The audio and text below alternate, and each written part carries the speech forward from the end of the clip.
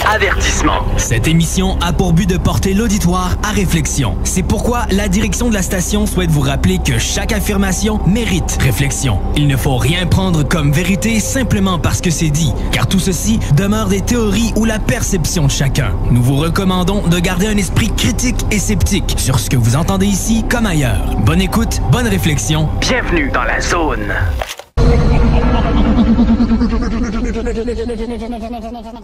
Alors, nous voici de retour après cette pause. On était en train de parler encore justement de la traduction qui a été faite sur le film. Les gens étaient un petit peu... se demandaient si le film avait été fait en anglais, tellement la traduction elle a été bien faite. La traduction a été faite par mes amis Marc et Lila, sa femme, qui sont parfaitement bilingues avec aucun accent francophone, que je salue et que j'aime très fort et qui vont certainement prêter leur voix au deuxième parce qu'ils sont extraordinaires. Ils ont même quasiment surjoué. C'est pour ça que la version américaine est incroyable. Parce que les gens m'ont demandé, mais écoute, c'est-tu une version américaine qui a été traduite en français ou l'inverse? Elle a mal été traduite en français. mais c'est pas ça. Mais j'ai pas honte de le dire que la version américaine est meilleure des fois que la version française. C'est vrai. C'est fort. C'est fort. Et lui, quand il a fait la traduction, ce qu'il a fait, c'est qu'il s'est tapé le film une quinzaine de fois. Et il a fait la traduction vraiment film, hein, pas comme à l'école, français-anglais. Tu sais. Il a vraiment traduit avec les bons mots, comme soucoupe volante, il va dire spaceship, il va dire flying. Tu sais, il va vraiment trouver le bon truc. Mais après ça, quand il a vu qu'il avait tout traduit, il s'est dit, OK, on va voir comment ça fit avec mes lèvres. Et il s'est rendu compte que ça fitait pas. Fait qu'il a cherché des synonymes qui voulaient dire la même chose, mais qui fitaient avec mes lèvres. Je lui avais pas demandé ça. Mais lui, il l'a fait. C'est fort. C'est qu'il est hot. Il est hot, mon pote, il est hot. Et là quand j'ai vu ça, il me dit, regarde. Et là, il coupait le son, puis il parlait par-dessus comme ça. Je disais, ah, c'est bizarre, on dirait ma voix, mais... Et puis là, il trouvait l'air solennel quand je disais, je m'appelle Jonathan Fox. Là, il faisait pas, il disait, je m'appelle Jonathan Fox. Puis il reprenait un peu mon intonation, mais en anglais. C'est passé, oh, mon Dieu. C'était incroyable. Ah ouais, c'était fou. Surtout quand c'est pas un professionnel dans le domaine. Il avait fait quelque chose il avait déjà fait des doublages pour des publicités il y a longtemps. Ah, ok, oui. Mais en même temps, c'est un passionné, il aime mon travail, sa femme pareil, fait que là il s'est dit c'est trippant de faire cette expérience-là, je veux bien. Et le résultat, avec la musique derrière, puis tout est talonné. Le produit final, t'es là en train de te dire, aïe, c'est la voix de mon pote qui est sur moi, puis ça paraît pas. Elle me dit, donc, tu parles bien anglais, Jean-Charles? Je me débrouille bien, mais tu sais, je suis français quand même. Là. Non, mais on t'entend pas ton accent. Mais c'est pas moi. Hein? Il dit, ça suit vraiment. Je dis, oui, c'est ça, c'est ça qui est la beauté. Ouais. C'est bon. D'autres questions, Pascal? On a pas mal fait le tour, là, je veux dire, dans toutes les questions que j'avais. Puis des fois, c'est ça, je n'ose pas trop. Ça dépend, je vais te dire joker ou pas joker. Ouais. Quand il dit joker, c'est parce que là, il ne veut pas en parler. Ouais, il y a quelque chose en marche. Oui, il y a quelque chose en marche. Ouais. C'est pour ça donc, que en même temps, les gens vont se dire, mais qu'est-ce que c'est? Donc, peut-être parler un peu des... parce que moi, ça, c'est quelque chose qui me fascine. Puis quand j'en parle aux gens, des fois, qui ne sont pas trop ouverts là-dessus, des fois, ils disent... c'est pas le pousser par les cheveux. Là, le fait que les extraterrestres sont infiltrés par le gouvernement, là, je ne sais pas si tu peux nous parler un petit peu... Tu les as-tu, les questions, toi? Est-ce que les extraterrestres sont infiltrés au sein du gouvernement, oui, c'est ça. Je te dirais que peut-être qu'ils ne sont pas infiltrés et que tout simplement, ils font partie du gouvernement. OK. Ça pourrait être une autre piste. Hein? Ou ils pourraient être un peu comme des souffleurs derrière certains gouvernements et donner des informations sur des choses ou des ressentis, parce qu'ils ne sont pas tous négatifs. Hein. On nous les dépeint comme ça parce qu'on veut absolument nous mettre dans la peur. Oui, mais souvent, on parle justement des négatifs, on n'en parle pas souvent des positifs aussi. Mais il y a des positifs. Il y a des positifs qui sont certainement... Parce que tu vois bien une chose, à chaque chose, il y a son contraire. Ouais. Okay? Donc, un positif, il y a des négatifs. S'il y a des extraterrestres négatifs qui influencent des gouvernements dans le monde pour pouvoir faire des choses immondes, etc., il y a aussi le côté positif. Alors évidemment, tu vas me répondre, oui, mais il est où le côté positif? Parce que pour l'instant, on voit que du négatif. C'est vrai aussi. Sauf que faire le mal, c'est facile, faire le bien, c'est plus difficile. Et des fois, il faut que l'humanité s'en sorte par elle-même. Parce que si demain matin, il y avait un débarquement massif, les gens, ça leur tomberait tout rôti dans le bec. Et puis, ça ferait comme à l'époque d'Atlantide. Ils copineraient avec des extraterrestres. Et puis, il y aurait qui voleraient des vaisseaux. Et puis, il y en a un qui tomberait avec le vaisseau. Et puis, ça détruirait tout parce que c'est ce qui se serait soi-disant passé. Oui. Il y a eu des accords avec des Atlantes et des extraterrestres. Puis, il y en a qui n'ont pas été très clean, très gentils, qui ont décidé d'utiliser quelque chose qui n'était pas dans leur technologie. Ça a pété. Et tout a été détruit. Alors, on s'entend qu'une explosion atomique à cette époque-là, ça ne pardonnait pas, surtout qu'on a retrouvé, avec des compteurs Geiger, on a retrouvé de la radioactivité dans ces endroits, même après des centaines d'années et des milliers d'années. Mais pour revenir aux extraterrestres, les extraterrestres sont partout dans l'histoire. Donc, gouvernement ou pas, ils sont souvent à l'issue de beaucoup de choses, puisque nous sommes issus, soi-disant, encore une fois, je dis toujours soi-disant parce que je ne veux pas me l'approprier, je n'ai pas la science infuse ni rien du tout, je ne fais juste qu'une partie du puzzle. Beaucoup d'autres dans les morceaux, puis ça se rassemble. Mais ça se regroupe toujours dans le même truc, qu'ils sont toujours au début de quelque chose. L'humanité, il y a des peintures rupestres qui représentent les extraterrestres, il y a beaucoup de choses où on voit qu'ils ont mis leur grain de sel, mais pas qu'un peu, quoi. Okay. Donc on a retrouvé des fois des brins d'ADN sur des choses qui dataient de milliers d'années. Comment ils peuvent voir ça, à part avec un microscope, il n'y en avait pas, tu vois. Ouais. Ou des structures qui sont coupées au laser, donc ça ne marche pas. Tiens. Puis que même avec les années et les années, que les tremblements de terre, ça n'a pas tombé exactement. non plus. Là, donc je pense que la réponse à ta question, est-ce qu'il y a une ingérence des extraterrestres au sein des gouvernements et pas du gouvernement, parce qu'il y en a plein, je te dirais probablement. Oui. Il y a des belles inventions qu'on a eues, qu'on ne doit certainement pas par le hasard, tu vois. Peut-être par des échanges aussi de choses. Certains disent que ce seraient des gens qui auraient été échangés. Encore une fois, il y a beaucoup d'informations là-dessus qui sont très nébuleuses, mais beaucoup de gens écrivent et ne se connaissent pas, et toutes convergent à chaque fois vers une aide extraterrestre dans l'humanité. Penses-tu qu'on va avoir la chance d'avoir une révélation à un moment donné du gouvernement? Ils nous en disent un peu, là, comme on voit, mais moi, je trouve que c'est des miettes. Là. C'est comme oui, je pense qu'ils nous donnent un petit peu de miettes, mais je pense que le gouvernement est peut-être pris en étau. OK. J'entends par là que s'il y a eu des accords, comme dit Michael Salla dans ses bouquins il y a des années, avec des accords avec, admettons, des petits gris, admettons, et que finalement ils n'ont pas respecté leur accord, les gris, qu'est-ce qu'un être humain normalement constitué, sans aucune capacité, avec un armement désuet par rapport à ce qu'ils ont eux, pourrait dire en disant t'as pas marqué ça là, sur le contrat là, et dire et puis quoi qu'est-ce que tu vas faire rien, c'est bon. Vous en voulez combien? Donc, c'est très difficile. Là, des fois, on juge, on dit le gouvernement ceci, le gouvernement cela. Sauf que, mets-toi à leur place, des fois, peut-être qu'il y en a là-dedans qui se disent probablement non, mais ça n'a pas d'allure, il faut refuser. Mais oui, mais monsieur le ministre ou monsieur le président, je veux bien que vous refusiez, mais ils ont 2 millions d'années en technologie d'avance sur nous, qu'est-ce qu'on fait? Alors là, qu'est-ce que tu fais? Tu baisses la tête, puis tu fais OK, tu cherches une solution. Alors tu tournes vers d'autres extraterrestres qui probablement seraient dans une certaine alliance cosmique dont Michael parle souvent et Corey Goode en parle et tout ça.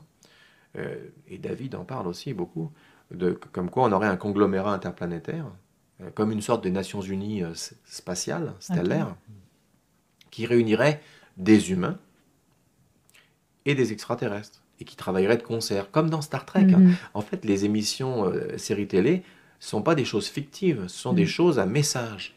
Tous les films qui sont parlants, c'est pour passer un message. Et c'est ce que je vais faire passer comme message avec Rive Sud. Il y en a aussi fait des films comme ça, ou des émissions, des séries, pour arriver à expliquer aux gens, en tout cas à faire accepter qu'il y a des choses nouvelles peut-être qu'on va apprendre à un moment donné, comme la télétransportation, les communications, tout ça. On a tout vu ça. On est en train finalement de faire aujourd'hui, de réaliser aujourd'hui ce que c'est qui était la science-fiction il y a très peu de temps, dans le fond. Là. On est dans une accélération. On parle même de lits qui on s'étend dedans là, pour médical, mais qui nous remet en santé. De lits qu'on retrouve d'ailleurs dans 2 films, dans Stargate, dans le sarcophage, et dans Elysium, avec Matt Damon. Oui. Oui, les gens ont une catégorie de personnes, des élites, encore une fois, ont accès à ce lit qui régénère en quelques secondes n'importe quelle personne, même avec un cancer en phase finale. Ouais. Donc les medbeds existeraient. Mais ce serait une technologie qui ne nous vient pas d'ailleurs que les étoiles. C'est-à-dire, alors c'est des accords aussi. Il y en a aussi qui disent « Ok, je te donne ça, tu me donnes ça ». C'est comme une sorte de troc, mais qu'est-ce qu'on a nous à troquer? Ce que j'ai dans Rive Sud. Qu'est-ce qu'on a nous à donner? Ben nous. Nous, sous n'importe quelle forme. Donc, il y aurait des gens qui agiraient avec eux, qui seraient momentanément utilisés par eux pour leur but personnel ou leur but... Possiblement. Je veux dire, l'être humain pourrait être utilisé sous différentes formes, d'après ce qu'on entend. Mais si je vois le film, tu dis à 80%, ça serait réel, donc il y aurait des humains, tels que quelqu'un qu'on connaît ici à la table, qui auraient participé à des projets avec eux. Là. Dans un temps où il y aurait du missing time, peut-être. Là. Alors là, Joker, parce que là, ça fait partie du 2. Hop là! T'en manquant. Je me doutais qu'il y avait quelque chose comme ça. Parce qu'il y a du monde qui travaille sur la Lune, il y en a qui travaillent sur Mars, il y en a qui travaillent... Je savais pas ça. Mais dis-moi, les gens qui travaillent sur la Lune ou sur Mars... Moi, j'ai juste été faire un tour. C'est ça, les gens... Je conduisais, puis il fallait que je passe... Ça serait vrai, pas vrai, mais en tout cas, tellement que ça a été médiatisé sur les réseaux sociaux, que la NASA a fait un démenti en disant « Il n'y a pas de personnes sur Mars. » Non. Mais non, mais pourquoi à l'intérieur? Exactement. C'est ça. Ils ne sont pas à la surface. Non, ils ne sont pas à la surface. C'est ça. Donc, oui, il y aurait soi-disant ça. Alors, je trouve qu'en ce moment, on accélère beaucoup la volonté d'aller sur la Lune, de faire des bases lunaires, là, c'est bientôt, de faire des hôtels spatiaux, pas dans 10 ans, hein, dans peu de temps, et de faire des villes sur Mars, puisque Elon Musk a dit de faire ça d'ici 3-4 ans. Mais déjà, avant de faire ça 3-4 ans, il faut amener les matériaux pour construire quelque chose, pour pressuriser, il faut faire l'oxygène, etc. Donc, je pense qu'on ne nous dit pas tout. Et qu'en vérité, on te donne un peu d'informations. Oui, et puis, on fait quoi avec l'industrie de l'armement et de l'aérospatiale?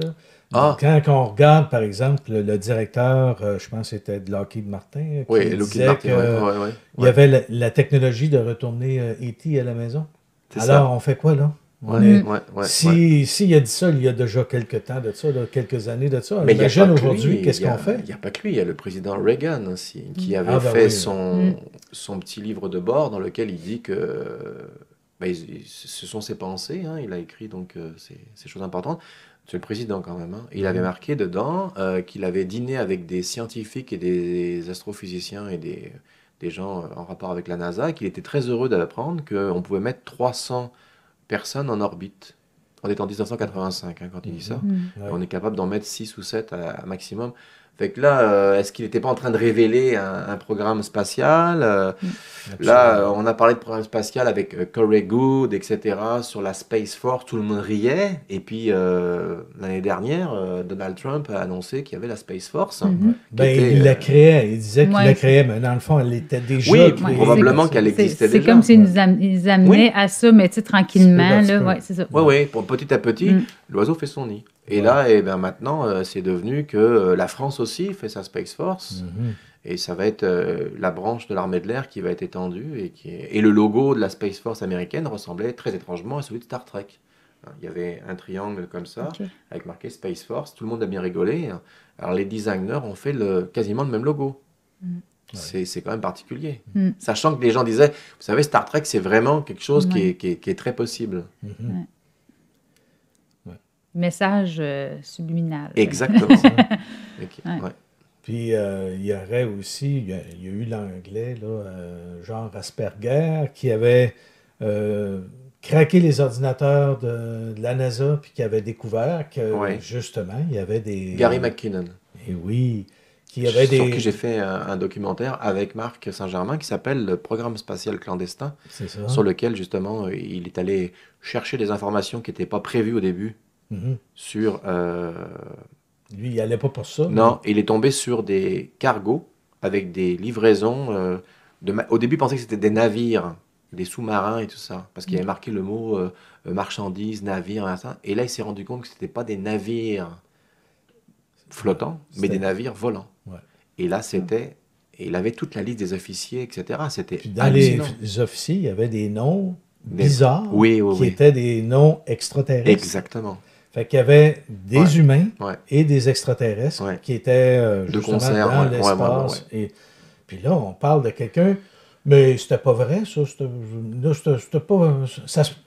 il n'y avait pas rien, il n'y avait pas découvert de choses comme ça, mais c'est drôle, il voulait le revoir aux États-Unis pour le juger, puis, tu sais, le faire taire par rapport à tout ça. Finalement, ça s'est tassé. Ils ont bien vu que c'était quelqu'un qui est Asperger, mais... Même si c'est Asperger, ils sont bien brillants. Hein? Comme dit Pascal, il y a des vérités dans tout mensonge ou dans quelque chose. Alors, est-ce que c'est vrai, est-ce que c'est pas vrai? Ça nous fait quand même nous poser la question suivante. Et là, en même temps, on n'arrête pas de nous parler depuis quelques années des exoplanètes qu'on découvre. Alors, une exoplanète, c'est quoi? C'est une planète qui abrite les mêmes caractéristiques que la Terre. Oxygène, eau, azote, machin. Et c'est pas une, ça serait, oh, mon Dieu, non, mais c'est des millions. Mais oui. Oui. Alors maintenant, après que ces gens-là ont dit, ouais, mais là, si c'est vrai que ça héberge la Terre, comment ça se fait qu'ils viennent pas nous voir? Mais on n'est pas le centre du monde, parce qu'on parle en fonction de nos capacités à voyager. Mais peut-être que les autres ont quelque chose de plus puissant que nous. C'est peut-être l'inverse. Mais là, on est en train d'admettre qu'il y a des planètes qui ressemblent à la Terre, des super-terres aussi. Ouais. Donc là, ça veut dire qu'on nous ouvre la boîte un peu plus grande. Mais oui, ben oui, bien sûr. Tranquillement, mais sûrement. On s'en va vers une certaine divulgation. Alors j'espère que d'ici la fin de notre vie, à tous ici à cette table, on aura la joie de voir des vaisseaux. Ben écoute, s'il y en a qui sont capables d'en photographier. Oui, alors oui. Hein? Parce que moi, j'ai été dans une... si on peut dire, une espèce de fin de semaine là, de retraité. Plus qu'une fin de semaine, on était là 5 jours. Et puis là-dedans, il y avait un psychiatre qui a fait une CE5 avec Dr. Greer. Ah, Stephen Greer, oui. Et puis, il y avait 2 caméras sur le même support. Et puis, une de ces caméras-là était modifiée en enlevant le filtre de l'infrarouge. Et puis l'autre qui était normal. Okay. Puis il photographiait dans le ciel ce que Greer disait, photographie ici, photographie là, Puis dans sa caméra qui avait enlevé le filtre infrarouge, ben, on voyait des vaisseaux. Ah ouais, qu'on ne voyait pas sur l'autre photo à côté, on ne le voyait pas, mais sur la photo de... Puis c'est pas des petits, hein? Ah. Je pense que le stade olympique, ici, là, il rentrait dans un de ces vaisseaux facilement. Je n'ai pas de mal à le croire. Fait que là, tu te dis, wow, là, écoute, là, puis il n'y en avait pas juste un, là, c'est l'affaire qu'il y en avait plusieurs qu'on pouvait voir, là, tu sais.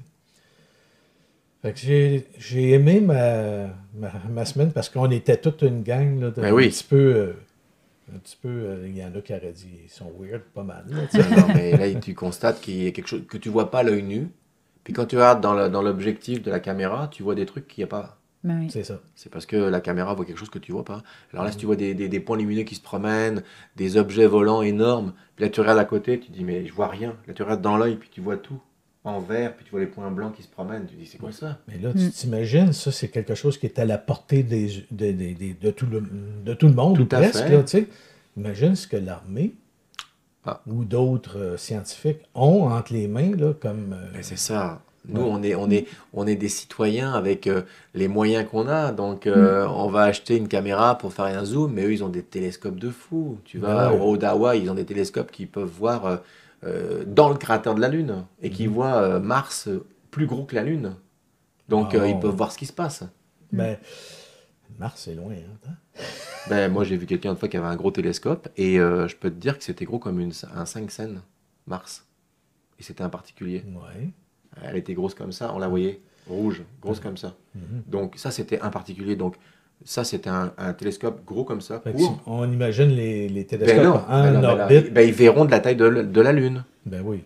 Ben oui. Tu comprends? S'il y a un particulier voit un truc comme ça, avec un télescope à 2-3 000, s'ils ont ils sont en train d'en faire un gros là, sur Hawaï, là, qui va coûter je sais pas combien de millions. Là, ils font une pétition parce qu'ils veulent pas mettre ça sur le...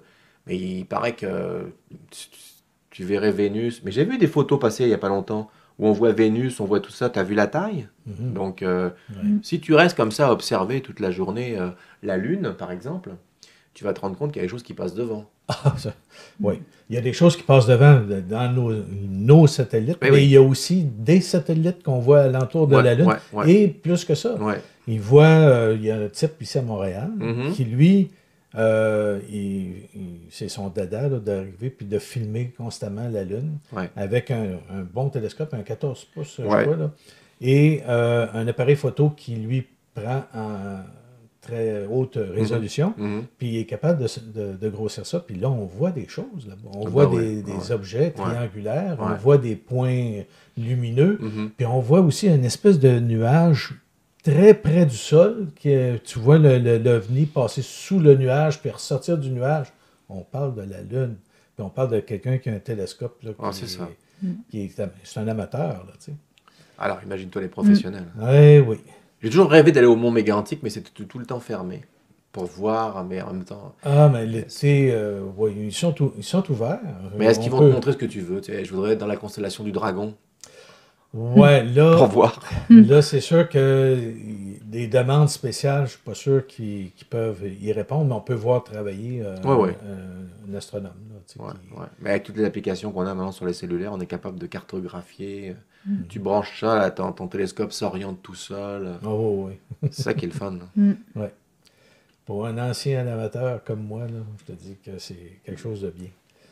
Alors, ça nous a amené dans toutes sortes de conversations. Puis je pense que ça a-tu répondu à ta curiosité? Oui. Puis souvent, elle a d'autres questions aussi. Non, tu sais, il y avait pas mal de questions que tu as comme dit avant même que je te le pose la question. Les questions où je t'ai dit joker, que je voulais pas répondre, c'est pas parce que je veux pas répondre, c'est parce que c'est pas le temps que j'y réponde, parce que je prépare quelque chose en rapport avec les réponses à tes questions. Donc je vais pas dire, admettons, je vais faire un livre, ça va parler de ça. Les gens vont dire, là je vais pas aller le lire, il vient de le dire. C'est ça. Je comprenais. Un livre de 200 ou 300 pages, tu peux pas avoir dit juste une petite affaire. Non, mais ça en prendrait beaucoup plus que ça. Il y a des choses vraiment qui sont arrivées où... Puis il y a des faits qui sont vérifiables, d'autres qui ne le sont pas, malheureusement, parce que j'avais pas ce qu'il fallait à cette époque-là pour enregistrer, tu sais, comme ce qui se passe dans mon film où il y a un passage de télékinésie. Oui. C'est vraiment moi quand j'avais 16 ans. C'était enregistré avec une caméra VHS. Donc j'ai eu la chance de pouvoir retrouver cette cassette. Et elle était pleine de champignons, elle était ici, et dans un camion de déménagement que j'avais. Et je suis allé voir un studio à Longueuil qui m'a fait la duplication sur un DVD. Et il m'a dit, je ne sais pas si on va réussir. Et juste au moment où il arrive à la fin, qu'il a transféré, la bande a cassé dans son magnétoscope. Donc j'ai perdu la bande. Donc, mais je l'avais sur mon... Donc c'est vraiment une chance que 30, 35, 40 ans plus tard, j'ai cette bande qui a pété au moment où je fais la duplication, tu vois. Écoute, j'étais content. Là. C'est une bande qui avait été enregistrée quand, ça? Écoute... Elle avait combien d'années? 37 ans. Oh oui, ok, c'est parce que j'en ai dans ce genre de... Ça fait longtemps. Là. 38. Mais non, il faut prendre pas de chance, parce que à un moment donné, ça se désagrège, puis l'humidité se mêle.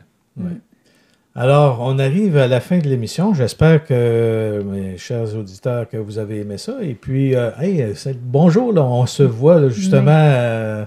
on vous fait un salut à ceux qui nous regardent sur le www.conscienceplus.com. Et puis, vous allez avoir la chance de réécouter ça pour ceux qui voudraient le réécouter avec l'image qu'on avait en arrière. Puis ceux qui veulent voir le film aussi, parce que quand le 2 va sortir, même si je fais une rétrospective très courte précédemment... Il y a le film Rive-Sud. Si vous ne l'avez pas vu, c'est à voir.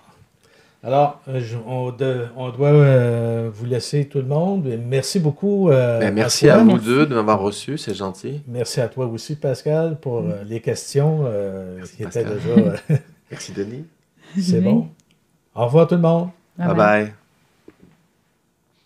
Et joyeuse Pâques. Ouais. CJMD 96.9. Branché sur Lévis.